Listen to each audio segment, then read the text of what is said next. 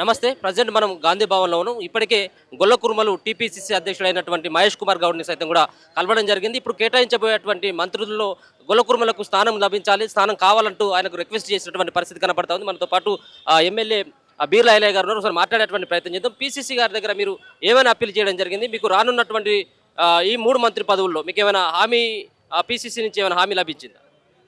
ఏదైతే తెలంగాణలో ప్రజాపాలన వచ్చిన తర్వాత గౌరవ ముఖ్యమంత్రి రేవంత్ రెడ్డి గారి నాయకత్వాన మా బీసీలకు పెద్దపీట వేసిండు.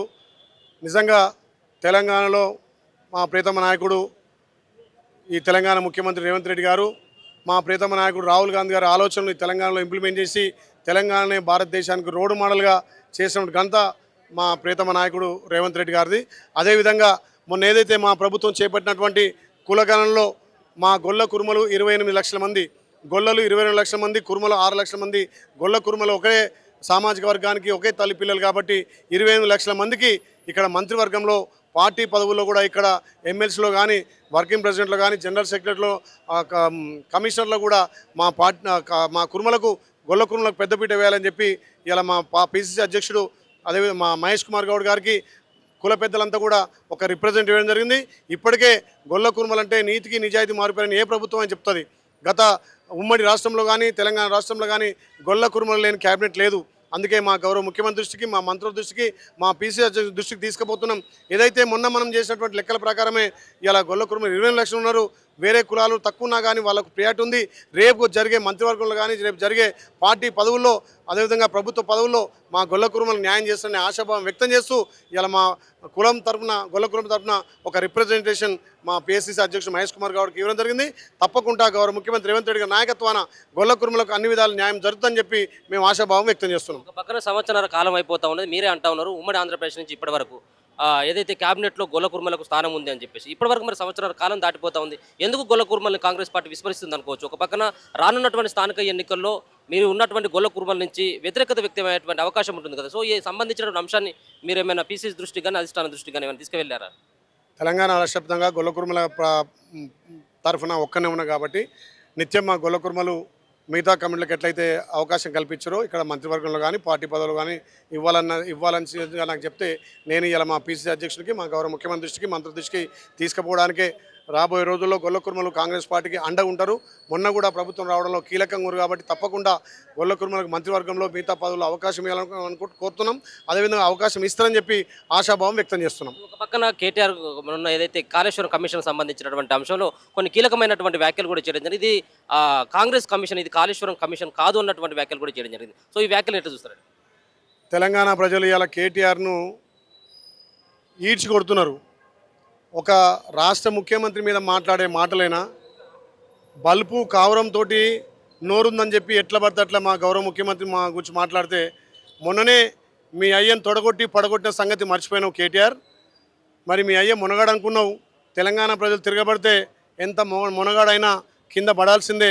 ఇది ప్రజాస్వామ్యం. ప్రజాస్వామ్యంలో మేము ప్రజలకు భరోసా కల్పించినాం. మా గౌరవ ముఖ్యమంత్రి రేవంత్ రెడ్డి గారు హామీ ఇచ్చిండు. ఇలా తెలంగాణలో ప్రజాపాలన నడుస్తుంది. ప్రజాపాలన ద్వారా తల్లి సోనియం ఇచ్చినటువంటి అభయాసం 6 క్యాండిడేట్లు ఒక్కొక్కటి ఇంప్లిమెంట్ చేస్తుంటే వాళ్ళకు మైండ్ దొబ్బి కేటీఆర్ ఏం మాట్లాడుతుందో అర్థమవుతలేదు. ఒక చిల్లరగాని లెక్క, ఒక బజార్ రౌడీ లెక్క ఆ భాషను చూస్తుంటే తెలంగాణ ప్రజలు వీడిని గతంలో ఎట్లా మంత్రిగా చేసుకున్నాం, వీడిని ఎందుకు గెలిపించామని చెప్పి ఇలా తెలంగాణ ప్రజలు ముక్కు మీద వేలేసుకుంటున్నారు. మాట్లాడే భాష మార్చుకోకపోతే రేపు గ్రామాలలో తిరగనేరు బిడ్డ కేటీఆర్. నీ నోరుందని చెప్పి 10 ఏళ్ళు దోసుకున్న సంపదను ఇలా ఎంజాయ్ చేయడం కోసం నీ పింకీ మీడియా, సోషల్ మీడియా ద్వారా మా ప్రభుత్వాన్ని బదనాం చేస్తున్నావు. మేము వచ్చినటువంటి 18 మాసాలలోనే మేము ఇచ్చినటువంటి హామీలు, మేము ఇచ్చినటువంటి హామీలు, ఉద్యోగ సమస్యలు, నిరుద్యోగ సమస్యలు ఒక్కొక్కటిగా మా గౌరవ ముఖ్యమంత్రి తీర్చుకుంటూ రైతులకు పెద్దపీట వేస్తుంటే చూసి ఓర్వలేక తెలంగాణ మహిళల నుంచి, తెలంగాణ రైతాంగం నుంచి, తెలంగాణ నిరుద్యోగం నుంచి వస్తున్నటువంటి ఆదరణ చూసి ఓర్వలేక చిల్లర మల్లర మాట్లాడుతున్నావు. మరి మీ అయ్యే తప్పే చేయకపోతే కమిషన్ నోటీసులు ఎందుకు ఇచ్చింది? నిన్న కమిషన్ తను ఎందుకు హాజరైనవు? ఇలా కాళేశ్వరానికి మంత్రిమండలి తీర్మానం ఉందా, లేకపోతే ఆమోదం ఉందా? రేపు నువ్వు కమిషన్ దగ్గర చెప్పుకోవాల్సిన అవసరం ఉంది. ఎంతటి వాడైనా తప్పు చేస్తే చట్టానికి లోబడే ఉండాలి. చట్టం తన పని తాను చేసుకుపోతుంది. కేసీఆర్ కాదు, కేసీఆర్ కంటే జేజమ్మలు కూడా చట్టం ముందు వచ్చి మాట్లాడిన వాళ్ళే. అందుకే కేటీఆర్ నోరు అదుపులో పెట్టుకొని మాట్లాడాలి. మాట్లాడేటప్పుడు ఏ స్థాయిలో మాట్లాడుతున్నాం, ఎవరి గురించి మాట్లాడుతున్నాం ఆలోచన చేసుకో.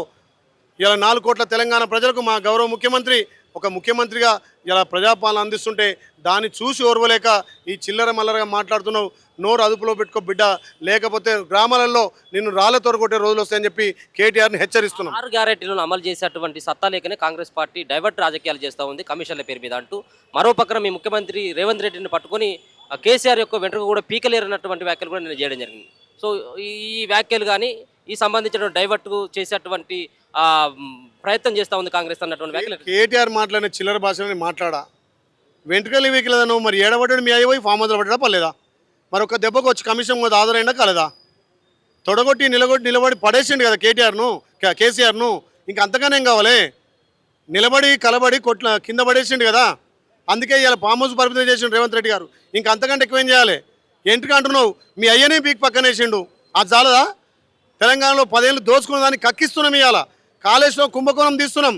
నీ ఫోన్ ట్యాపింగ్ ఇలా అమెరికా నుంచి ప్రభాకరం తీసుకొచ్చి ఇలా ముందు నిలబెట్టినాం.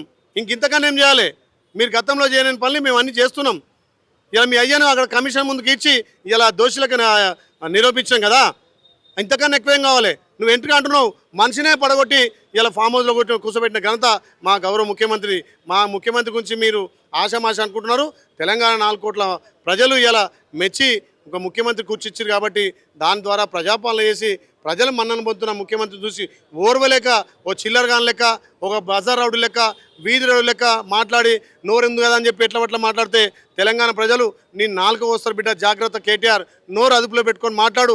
మా గౌరవ ముఖ్యమంత్రి రేవంత్ రెడ్డి గారి గురించి మాట్లాడే నైతిక విలువలు నీకు లేవు. నువ్వు అంతటి చిల్లరగానివి. ఈ చిల్లర మాటలు నీ తెలంగాణ ప్రజలు గమనిస్తున్నారు.